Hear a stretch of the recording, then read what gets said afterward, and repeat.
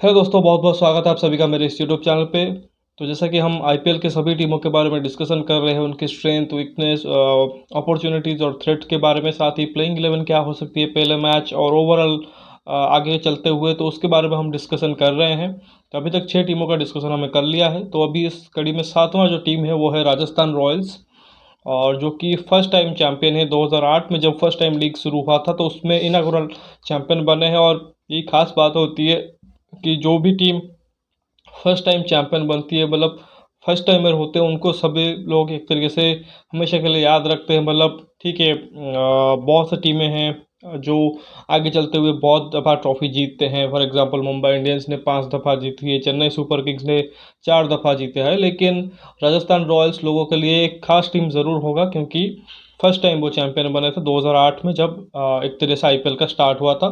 तो उस टीम के बारे में बात करेंगे, किस तरह से उन्होंने एक तरीके से स्क्वाड बनाया है और किस तरह से उनका प्लेइंग 11 बन सकता है, और क्या जो पिछले साल उन्होंने किया था कि फाइनल में गए थे, रनर्स अप हुए थे, इस बार एक कदम और आगे जाके वो ट्रॉफी उठा सकते हैं नहीं, उसके बारे में बात करेंगे। तो सबसे पहले स्टार्ट करेंगे उनके टीम के साथ। एक बार टीम को देख लेते हैं और फिर बात करेंगे कि ओवरऑल क्या उनकी एक तरीके से स्वॉट एनालिसिस करेंगे कि किस तरह से टीम बनी हुई है। तो ये सबसे पहले बैट्समैन से स्टार्ट करते हैं।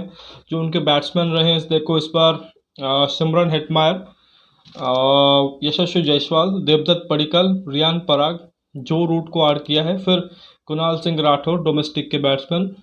अब चलते हैं ऑलराउंडर की तरफ। तो ऑलराउंडर में ये टीम थोड़ी सी कम ही दिखाई देती है।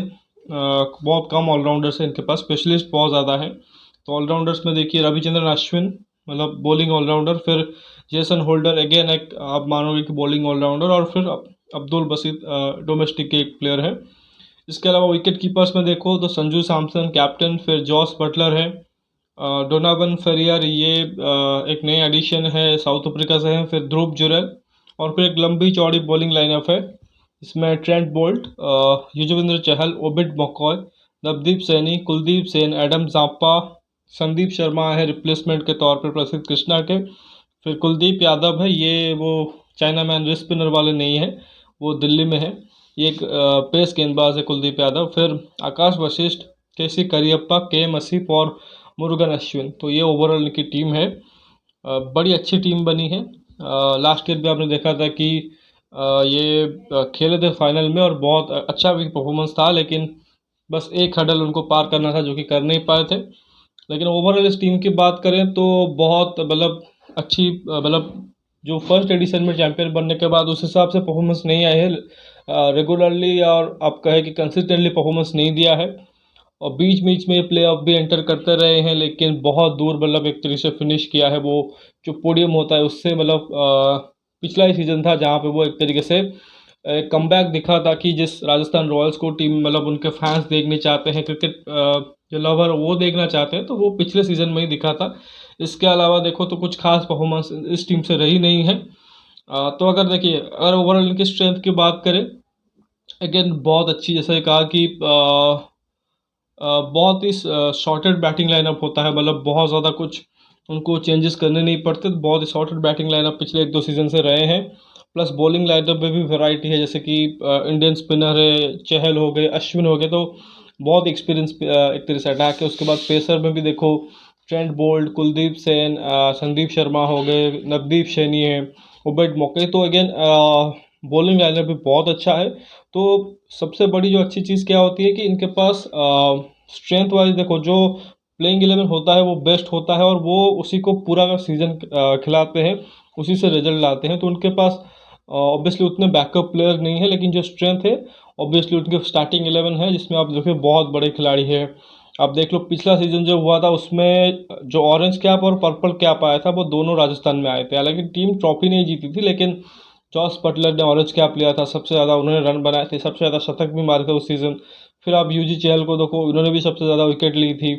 अश्विन का एक्सपीरियंस आ जाता है, और संजू सैमसन जिस तरह से वो कैप्टनसी करते हैं काम एंड कूल रह के, प्लस बैटिंग में भी बहुत अच्छा उनका यूटिलाइजेशन, मतलब खुद से कंट्रीब्यूशन करते हैं। तो एक ओवरऑल पैकेज है। आप देखो पूरी की पूरी टीम, और वही है कि top heavy, again top heavy side है, जिसमें बटलर, यशस्वी, संजू, फिर देवदत्त आ जाएंगे, फिर आप बॉलिंग में देखो, स्पिन बढ़िया है, मतलब one of the best spin attack कहेंगे इनके पास है। अगर आपके पास टू प्रीमियर इंडियन स्पिनर हैं तो वो तो उससे बेहतर आप कुछ कुछ चीज़ हो नहीं सकती। उसके अलावा देखो एडम जाम्पा भी ऐड कर दिए हैं और मुरुगन अश्विन भी है, जो दो और स्पिनर हैं जो कि अच्छे खासे स्पिनर हैं। एडम जाम्पा तो हम सबको पता है कि कितने वर्ल्ड क्लास स्पिनर है वो, और मुरुगन अश्विन भी उतने कुछ बहुत ख़राब स्पिनर नहीं है, उन्होंने भी पास्ट में मैचेस खेले हैं और अच्छा किया है। ओवरऑल एक अच्छी स्ट्रेंथ बन रही है। फिर वीकनेस की बात करें तो इनके पास ऑलराउंडर्स की कमी है, वो एक इनको खल सकती है, और पिछले सीज़न में भी ये चीज़ काफ़ी इनके लिए प्रॉब्लमेटिक रही, लेकिन इन्होंने उसको ओवरकम कर दिया था क्योंकि जॉस बटलर का एक अनोखा सीज़न गया था, मतलब एक ब्रेक थ्रू सीज़न उनके लिए रहा था। बहुत ही ज़बरदस्त बैटिंग की थी, प्लस उसको बॉलिंग से चहल ने, ट्रेंट बोल्ट ने, सब ने मिलकर कंट्रीब्यूट भी किया था, मतलब एक तरीके से उसको उन्होंने हेल्प किया था। तो उस वजह से आप देखोगे कि वो सीज़न में जो कमी थी ऑलराउंडर्स की, वो एक तरीके से छिप गई थी, एक तरीके से कह सकते हो। और उसमें आप देखो कि कुछ मैचेस में आपको याद होगा आर अश्विन ने जाके नंबर 3 खेला था, तो उस मतलब नीचे से थोड़ा सा उनका बैटिंग कम था, उसको वो कॉम्पनसेट करने के लिए अश्विन को पावर प्ले में भेज रहे थे कि आप जाइए थोड़े से तेज़ 30-35 बना दीजिए, उतना काफ़ी होगा हमारे लिए। और अश्विन ने भी कुछ वैसे इनिंग्स खेले भी थे और उस हिसाब से उनको फ़ायदा भी हुआ था, लेकिन वो लॉन्ग टर्म में किसी भी मतलब किसी भी तरीके से लॉन्ग टर्म में आपको फ़ायदा नहीं करेगा। और उस वजह से आप देखो कि इस सीज़न में उन्होंने कोशिश की है थोड़ी बहुत उसको एड्रेस करने की, लेकिन उसमें भी सिर्फ एक जेसन होल्डर का नाम ही ऐड हुआ है। अब जेसन होल्डर भी मतलब ठीक है, बहुत बड़े प्लेयर हैं वेस्ट इंडीज़ से, लेकिन अभी तक वो जो एक चाहिए होता है प्रॉपर ऑलराउंडर वाला परफॉर्मेंस, मतलब हमने नाम सुना है जैसे वेस्ट इंडीज़ से एक ड्वेन ब्रावो हो गए, वो जिस तरह से ऑपरेट करते थे, फिर कैरन पोलार्ड हो गए, या आंद्रे रसेल अभी जब कर रहे हैं, तो ये प्रॉपर ऑलराउंडर ये जो काम है ना, इनसे चाहिए कि जेसन होल्डर करके दे, मतलब बॉल से थोड़ा सा ज़्यादा दे दे, बैटिंग वाइज थोड़ा सा फिनिशर का रोल कर दे। इसमें और भी नाम जैसे अभी वेस्ट इंडीज़ से एक ओडियन स्मिथ है, रोमारियो शेफर्ड भी हैं, लेकिन ये जितने भी हैं उस हिसाब से अभी मतलब कंसिस्टेंसी नहीं दे रहे हैं। और जेसन होल्डर तो मतलब बहुत ही काम एंड कूल रहते हैं, उनसे मतलब एक्सपेक्टेशन किया जा सकता है, एक्सपीरियंस भी लाते हैं। तो वो एक ऐसा बाय है जो कि एक तरीके से लग रहा है कि अच्छा बाय किया है राजस्थान ने, लेकिन डिपेंड करेगा कि क्या जेसन होल्डर उसी प्रकार से वो परफॉर्मेंस कर पाएंगे कि नहीं, तो वो डिपेंड करेगा। लेकिन ये एक सर्टनली इनके लिए एक वीकनेस होगा। और ऑब्वियसली एक और होगा जो प्रसिद्ध कृष्णा, क्योंकि पिछले सीजन में याद है बहुत अच्छा बॉलिंग कर रहे थे और एक सेटल हो चुके थे ट्रेंट बोल्ट के साथ उस बॉलिंग लाइनअप पे, लेकिन अब दिक्कत होगा कि उनको एक और गेंदबाज को उनकी जगह पे यूज़ करना पड़ेगा, और obviously they will miss the service of प्रसिद्ध कृष्णा। खैर ये उनकी वीकनेस हो गई। इसके बाद अपॉर्चुनिटीज़ की अगर बात करें, देखिए ये जो टीम है बहुत ही यंग टीम है, under leadership of very young captain, मतलब उतने भी यंग नहीं है लेकिन कैप्टनसी कैरियर एक तरह से यंग है। तो अपॉर्चुनिटी सभी के लिए रहेगी, सबसे पहले तो संजू सैमसन के लिए, क्योंकि संजू सैमसन को हम सबको पता है कि आईपीएल में तो खैर उनके ऊपर उतना सवाल रहता नहीं है, लेकिन इंडियन टीम में अभी उनको जगह अपनी एक तरह से फाइंड करनी है। मतलब सोचो कि आईपीएल फ्रेंचाइजी का कप्तान, लेकिन इंडियन टीम में अभी उसकी जगह सेटल नहीं है किसी भी फॉर्मेट में। तो ऐसे में उनकी सबसे पहले अपनी इंडिविजुअल लेवल पे गोल होगी कि वो खुद एक अच्छा सीज़न निकाले, 400-500 रन का या उससे भी ज़्यादा इम्पैक्टफुल सीज़न, जिससे कि वो अपनी जगह जो कि वो इंडियन टीम में एक तरीके से पाले। और साथ ही क्योंकि फ्यूचर में इंडिया को कैप्टनसी भी एक तरीके से चेंज करनी होगी, अभी तो रोहित शर्मा कर रहे हैं, लेकिन आगे चल के आप देखोगे ट्रांजिशन होते हुए, तो ऐसे में वो भी एक विकल्प हो सकते हैं। तो अगर इस सीज़न वो अच्छा करते हैं as captain as a batsman, तो डेफिनेटली उनको कंसिडर कंसिडर किया जाएगा इंडियन टीम में। तो पर्सनल लेवल पे उनका एक गोल होगा कि मुझे इंडियन टीम में आना है, तो मुझे इतना अच्छा करना होगा। फिर आप देखो यशस्वी जायसवाल हो गए, देवदत्त पडिक्कल हो गए, एक और नाम जिसमें रियान पराग का, वो भी ऑलराउंडर टाइप के बॉल भी डाल देते हैं आके। तो रियान पराग को भी आप देखो कि बहुत सीज़न हो चुके हैं यहाँ पे आते हुए राजस्थान रॉयल्स में, लेकिन मतलब बहुत उनकी टैलेंट की चर्चा होती है, लेकिन परफॉर्मेंस अभी तक नहीं नहीं आए हैं। मतलब एक दो मैचेस में दिख जाता है बीच में जिसमें कुछ अच्छे शॉट खेल देते हैं, लेकिन अभी तक फील्डर बहुत ही ज़बरदस्त है, लेकिन अभी तक उस हिसाब से परफॉर्मेंस नहीं आया है। तो उनके लिए एक बहुत बड़ा अपॉर्चुनिटी होगा, स्पेशली जिस तरह से ये जो डोमेस्टिक सीजन उनका गया है, बहुत ज़्यादा होपफुल भी वो खुद भी है, कॉन्फिडेंस भी है।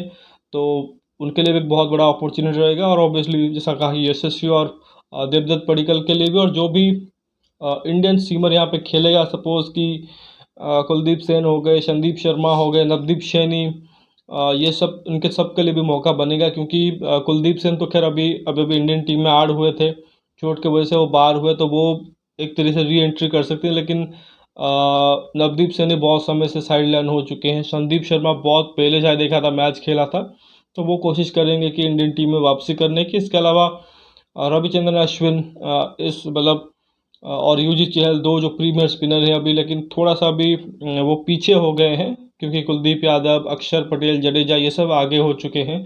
तो ऐसे में ये दो स्पिनर भी चाहेंगे कि हम अपना केस और भी स्ट्रॉन्ग करें, और इससे बेहतर उनको प्लेटफॉर्म नहीं मिलेगा। तो ये कुछ खिलाड़ियों के लिए अपॉर्चुनिटीज़ होगा। उसके अलावा अगर लास्ट में थ्रेट की बात करें, अगेन वही जो थ्रेट लास्ट ईयर भी मुझे था इनका, वो लग रहा है कि यही कि अगर वो जो ऑलराउंडर वाला मतलब प्रॉब्लम है, वो जो पजल है उसको अगर सॉल्व नहीं करते हैं, मतलब जेसन होल्डर उस रोल में फिट नहीं होते हैं, फिर इनके लिए दिक्कत हो जाएगी। फिर उनको पिछले सीजन की तरह ही हो सकता है अश्विन को ऊपर भेजना पड़े या कुछ और करना पड़े। इसके अलावा दो जो पिछला उनका जो पिछला सीज़न रहा था, दो खिलाड़ियों के भरोसे बहुत ज़्यादा चला था। एक तो बटलर हो गए, दूसरे यूजी चहल। हालांकि बाकियों के भी कंट्रीब्यूशन थे, लेकिन उतने बड़े नहीं थे, छोटे छोटे कंट्रीब्यूशन थे, लेकिन इन दोनों का एक तरीके से बहुत ह्यूज इम्पैक्ट था। तो अगर जॉस बटलर का उस हिसाब से सीज़न नहीं चलता है जिस हिसाब पिछले सीज़न चला, या यूजी चहल बीच में विकेट नहीं ले पाते हैं, फिर इस टीम को एक तरीके से प्रॉब्लम हो सकती है, और फिर इनके लिए प्रॉब्लम हो सकती है कि टॉप 4 में भी एंटर करना। तो काफ़ी कुछ इन दोनों के ऊपर डिपेंड करेगा। प्लस जैसा कहा कि जेसन होल्डर का भी रोल किस तरह से उनको किस तरह से यूटिलाइज करते हैं, वो भी एक तरीके से इस टीम का एक तरीके से प्रोग्रेस बताएगा। तो खैर वो देखेंगे। तो सबसे पहले मतलब टीम तो हमने डिस्कशन कर लिया, अब इनके जो प्रोबेबल प्लेइंग 11 है उसको बनाने की कोशिश करते हैं। देखिए सबसे पहले स्टार्ट जॉस बटलर, और दूसरे स्थान पे होंगे यशस्वी जायसवाल। फिर ये तीसरा और चौथा स्लॉट थोड़ा सा मुश्किल है, क्योंकि देखो यहाँ पे मैंने 3 नंबर पे देवदत्त पडिक्कल रखे हुए हैं, संजू सैमसन को 4 रखे हुए हैं। आइडियली देवदत्त पडिक्कल को होना चाहिए ओपनिंग पोजीशन में, और संजू सैमसन को होना चाहिए 3 पे। लेकिन क्योंकि ऑलरेडी बटलर यशस्वी की जोड़ी इतनी अच्छी कर रही है काम, तो आपको उसको चेंज करने की ज़रूरत नहीं है, क्योंकि इनके पास उतने बैटिंग विकल्प नहीं है इंडियन जो कि है। ना ही आप देखो टॉप ऑर्डर में है, ना ही मिडिल ऑर्डर में। फॉरेनर में आपको मिल जाएंगे बैकअप एक तरीके से प्लेयर, लेकिन इंडियन क्योंकि नहीं है, और प्लस इनको फॉरेनर अभी और भरने हैं, मतलब 4 यूज़ कर सकते हैं, तो उसमें देवदत्त पडिक्कल को इनको टीम में रखना ही पड़ेगा। तो उस केस में आप देखो कि वो 3 खेलने बेहतर उनके लिए होगा, क्योंकि ओपन करते हैं। और संजू सैमसन को आप 4 में स्लॉट इन करा सकते हो, वो खुद कैप्टन है। प्लस उनके पास वो गेम है कि सपोज कि बीच में आते हैं, तो वो उस पावर गेम भी उनके पास है, जिसको भी यूटिलाइज कर सकते हैं। प्लस एक और चीज़ भी जो कर सकते हैं, वो मैचअप के तहत जो अभी के जो फ्रेंचाइज क्रिकेट में बहुत चलता है, सपोज कि अगर राइटी आउट होता है, जॉस बटलर आउट होता है, तो संजू को भेज दो। अगर लेफ्टी आउट होता है यशस्वी, तो फिर आप देवदत्त पडिक्कल को भी भेज दो। ये काफ़ी दफ़ा भी एक तरीके से फ्रेंचाइजी करते हैं, जो लेफ्ट राइट कॉम्बिनेशन को बरकरार रखने के लिए, ताकि सामने वाली गेंदबाज यूनिट को एक तरह से सेटल होने ना दे। तो ये भी एक टैक्टिक यूज़ कर सकते हैं। इसके अलावा नंबर 5-6 अगेन वही चीज़, रियान पराग और सिमरन हेटमायर भी आप देखो टॉप ऑर्डर के प्लेयर हैं, मैक्सिमम टू मैक्सिमम टॉप 4 में खेलते हैं। आप देखो जब वो वेस्ट इंडीज़ के लिए भी खेलते हैं, लेकिन यहाँ पे उनको नंबर 5-6 पे खेलना पड़ेगा। और रियान पराग मैंने 5 रखा है इस वजह से, क्योंकि इनका सीज़न डोमेस्टिक में बहुत अच्छा गया है, और उनको थोड़ा सा ज़्यादा बॉल खेलने को मिले तो वो भी बेहतर होता। तो ये देखो, ये जो जितने भी बैट्समैन हैं ना, सभी एक एक स्लॉट मतलब नीचे खेल रहे हैं, देवदत्त पडिक्कल से लेके बटलर यशस्वी ऑब्वियसली ओपन कर रहे हैं, तो उनके लिए नहीं कहूँगा, लेकिन बाकी जो है वो सब एक स्लॉट नीचे खेल रहे हैं। लेकिन मतलब रियान पराग को भी 4 होना चाहिए था, हेटमायर को 5, लेकिन इस टीम में उनको एक एक स्लॉट नीचे खेलना पड़ेगा। ये हो गए 6। फिर 7 नंबर पर जेसन होल्डर आप इनिशियली ट्राई करें एज ऑलराउंडर। फिर अश्विन हो गए 8, यूजी 9, 10 पे ट्रेंट बोल्ट, और 11 पे आप कुलदीप सेन या नवदीप सैनी में से किसी एक को खिलाइए, क्योंकि प्रसिद्ध कृष्णा यहाँ पे नहीं होंगे। संदीप शर्मा का भी आपके पास ऑप्शन आएगा, लेकिन उसमें प्रॉब्लम ये होगा कि संदीप शर्मा एक न्यू बॉल बॉलर होंगे, जबकि कुलदीप सेन या नवदीप सैनी को अगर आप खिलाते हो, तो वो डेथ में भी अच्छी आपको बॉलिंग करके दे सकते हैं। बाकी न्यू बॉल के लिए आपके पास ट्रेंट बोल्ट ज़रूर है, और साथ में अश्विन भी डाल देंगे। तो ये खैर इनकी प्लेइंग 11 हो सकती है। और अगर इम्पैक्ट प्लेयर वाइज देखें, तो इनके पास बहुत सारे ऑप्शन हैं नहीं। तो इसमें एक ध्रुव जुरेल विकेट कीपर बैट्समैन है, उनको ट्राई कर सकते हैं आज इम्पैक्ट प्लेयर, और संदीप शर्मा को बॉलिंग वाइज या मुरुगन अश्विन को भी यूज़ कर सकते हैं। बाकी एक जो बड़ा सवाल इस टीम में ये भी रहेगा कि क्या जो रूट और एडम जांपा कभी खेल सकते हैं इस टीम में, क्योंकि दो बहुत बड़े प्लेयर हैं और उनको बेंच पे बिठाना एक तरीके से बहुत मुश्किल चीज़ है। लेकिन जो रूट का देखो, एडम जांपा अगर फिर भी मुझे लगता है कि अगर वो जेसन होल्डर का वो रोल काम नहीं आता है तो इनकेस या यूजी चहल उस हिसाब से परफॉर्म नहीं करते हैं तो मैं भी आप ट्राई कर सकते हो किसी इंडियन पेसर से रिप्लेस कर दो जेसन होल्डर को, और चहल की जगह पे जांपा को भी ऐड कर सकते हो या दोनों को खिला सकते हो। लेकिन जो रूट का मुझे बहुत मुश्किल नज़र आ रहा है, क्योंकि टॉप 4 में कोई कोई भी स्पॉट उनके लिए एक तरीके से खाली नहीं है। वो जो एक फॉरेनर स्लॉट है वो भी जॉस बटलर का है, जो कि मतलब आप रिप्लेस नहीं कर सकते। बाकी 5-6 पे तो उनका काम नहीं होगा। बहुत ज़्यादा ख़राब सीज़न चला जाए मे बी मतलब देवदत्त पडिक्कल उस हिसाब से परफॉर्म नहीं करे या यशस्वी का फॉर्म ख़राब हो जाए, इन केस वहाँ पे आप देख सकते हो सकता है कि वो एक कॉल ले। मे बी वही जेसन होल्डर का जो स्लॉट है उसी के जगह पे अब देखो किसी इंडियन को ऐड कर दे और मे बी जो रूट को ऊपर कर दे, लेकिन अभी इस हिसाब से मुश्किल नज़र आ रहा है। तो खैर ये राजस्थान रॉयल्स की एक तरीके से जो स्क्वाड के बारे में मतलब इन्फॉर्मेशन था मैंने आपको दिया है, साथ ही प्लेइंग 11 क्या हो सकती है। और मुझे लग रहा है कि जिस तरह से टीम ऑपरेट करती है, जिस तरह खेलते हैं, मुझे लगता है ये बैकअप प्लेयर कम है, लेकिन स्टिल मुझे लगता है कि टॉप 4 की टीम है, ये एंटर कर जाएंगे टॉप 4 में। जॉस बटलर, संजू सैमसन, यशस्वी जायसवाल ये सब फायर करने वाले हैं, और सिमरन हेटमायर भी कंसिस्टेंसी देते हैं, और दो जो उनके क्वालिटी स्पिनर है वो भी उनका अच्छा सीजन जाएगा। और ट्रेंट बोल्ट, मेरे तो मतलब जो लेफ्ट आर्म जितने भी पेसर है सबसे फेवरेट ट्रेंट बोल्ट है, तो वो भी नई बॉल के साथ अपना काम करेंगे। तो ये टीम मुझे लग रहा है कि टॉप 4 में एंटर कर सकती है, उसके प्रॉबल दावेदार भी हैं और इस बार फाइनल में भी जा सकते हैं। तो खैर देखते हैं क्या होता है। तो फिलहाल इस वीडियो में बस इतना ही।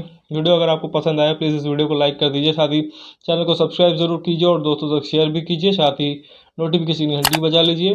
कोई कमेंट देना चाहते हैं तो कमेंट सेक्शन में भी दे सकते हैं। मिलते हैं अगले वीडियो में और बात करेंगे सनराइजर्स हैदराबाद की, मतलब एसआरएच की। तो तब तक के लिए धन्यवाद। जय हिंद।